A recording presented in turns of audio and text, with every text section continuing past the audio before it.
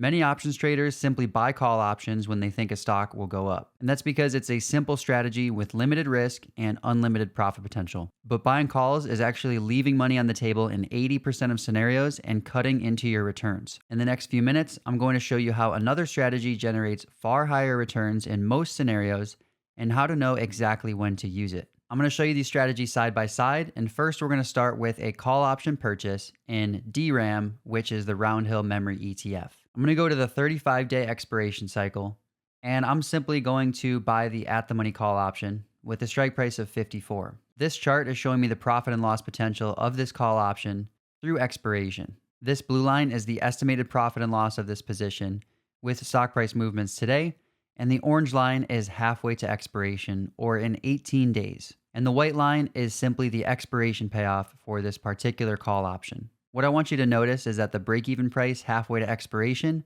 is about $56.70, which is 5.4% higher than the current stock price. And at expiration, the break-even price is about 10% higher than the current stock price. Now, this visualizes that I need the stock price to increase very quickly, since a call option purchase has negative theta, and that means I'm losing money every single day where the stock price doesn't increase. Now, the benefit of just buying calls like this is you do have unlimited profit potential to the upside. But this brings me to strategy number 2, which is turning this into a call spread. Now, let me explain to you why call spreads will be more profitable than call options 90% of the time. A call spread consists of buying a call option and then selling another call option at a higher strike price in the same expiration cycle. For example, this could mean selling this 65 strike call option, which would collect $2.45 in credit. When I do this, we can see that I have a position that still has plenty of upside potential, with the max profit being $800 and the max loss being $300. The first benefit here is that we have less risk compared to simply buying the call option. When I just buy the 54 strike call, I'm paying $545 in premium, and this brings my max loss to $545. But we'll also notice that my theta value is a -8. This means I'm losing $8 per day if the stock price does not move. And as we've established, my break-even halfway to expiration is 5% higher. But when I sell this 65 strike call, I collect $245, and this brings my max loss down to $300, lowering my risk on the downside. We'll also see that my theta position drops from -8 to -0.49. And now we can see that the blue and orange lines are much tighter together. And halfway to expiration, my break even is only 1% higher than the stock price, as opposed to 5% higher with the naked call option. I'm going to disable the short call option just for a moment so we can compare the profit potential of each position at different stock prices. When I just buy the call option, my break-even price at expiration is about 10% higher at $59.45. But with the call spread, if I go to the price of $59.45 or $59.50, we will see that the spread actually has a profit of $250. This means that I essentially double my money with the spread versus just breaking even when I buy the call option all by itself. Now, what if the stock price goes to 65?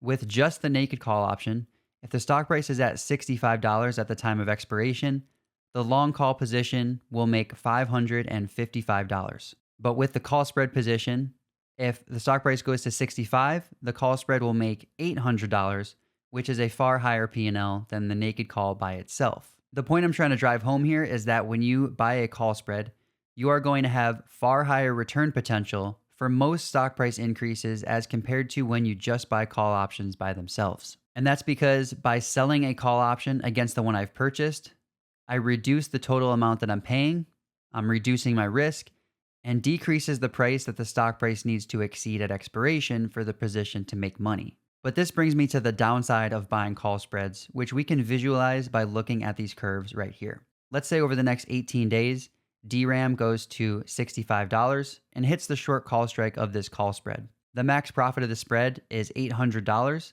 but if the stock price gets to $65 halfway to expiration, my profit on this position is only going to be $382 as opposed to the full $800. And that's because there's going to be lots of extrinsic value in this short 65 call option, and I need all of that extrinsic value to come out of the short call option for this spread to reach the full max value of $11, which is the width of the strikes. And when the call spread becomes fully in the money, it becomes less directional and more of a time decay trade. And I can show this to you by looking at the Greek's profile of this call spread. This is plotting the delta of this call spread right now and halfway to expiration. As the stock price increases and gets above the short call strike of 65, the delta of this call spread actually tapers off and falls towards zero. But if I pull up the theta, we can see that the theta position actually increases as the stock price goes up. That's because the stock price is getting closer to the short call strike of 65. And this turns the trade into a time decay based trade and less of a directional trade. And that's why when we look at the P&L chart, there's such a big gap between the pre-expiration P&L curves, which is the blue and orange lines, and the expiration P&L curve. So what would the profit for the long call position be halfway to expiration if the stock price went to $65? If I hide the short 65 call and hover over $65, then we'll see that the T plus 18 line, or halfway to expiration, says positive 643. So if I just buy the 54 strike call and DRAM goes to 65 in the next 18 days, the naked call option is going to be up over $600 versus just under $400 for the call spread itself. When we put all this together, what we learn is that when we buy call options all by themselves, we'll make a lot more money than a call spread if the stock price increases very quickly. But if the stock price doesn't increase very quickly and the increase happens over a longer period of time, or if we're holding both positions to expiration, we learn that a call spread position will outperform a naked call option in most scenarios when we hold the position to expiration. One more question I want to answer here is, how much does the stock price actually need to increase to outperform this call spread at the time of expiration? The call spread max profit is $800 at any price above 65 at expiration in 35 days.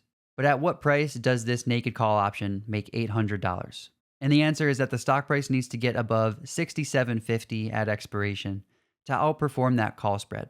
Personally, for trades that are less than 60 days to expiration, I'm often opting for bull call spreads as opposed to naked call option purchases because it's just so much more realistic to not expect a massive stock price increase over a short period of time. But I will say for longer trades, it does make sense to go with the naked call option as opposed to a spread, unless you're going with a super wide spread. Just as an example, let's go to the January 2027 cycle with 246 days to go. And I sell the 74 strike call option, creating a $20 wide bull call spread position. In this situation, it's less advantageous to trade call spreads, at least a $20 wide call spread in this example, because we'll see that if the stock price moves higher, our profits on the call spread are going to be far less than the max profit on the entire call spread if this move happens very quickly. For instance, if the stock price does go to $74 halfway to expiration, we'll be up $500, which is 30% of the maximum profit potential for this particular call spread. But if we just had the naked 54 long call and the stock price goes to $74 halfway to expiration, then the naked call option will be up over $1,000, which is roughly a 70% return relative to the $1,400 cost of this option. Putting this all together, if you're buying call options or put options with less than 60 days to expiration, in most cases, it makes more sense to buy a call spread or buy a put spread as opposed to buying the put or call outright. I hope this video helped you out today. My name is Chris from Project Option, and I will see you in the next one.